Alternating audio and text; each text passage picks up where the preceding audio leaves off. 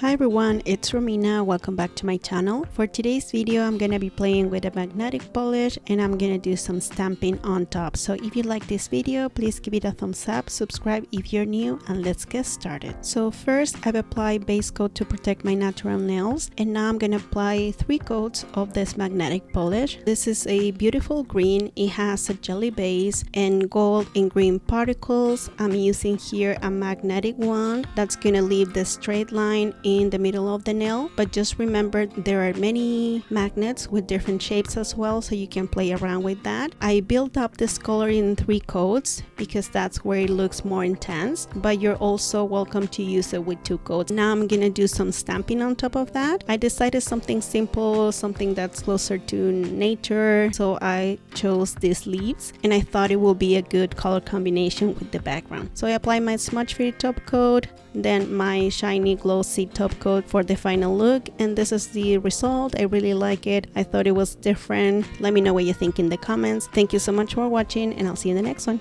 Bye.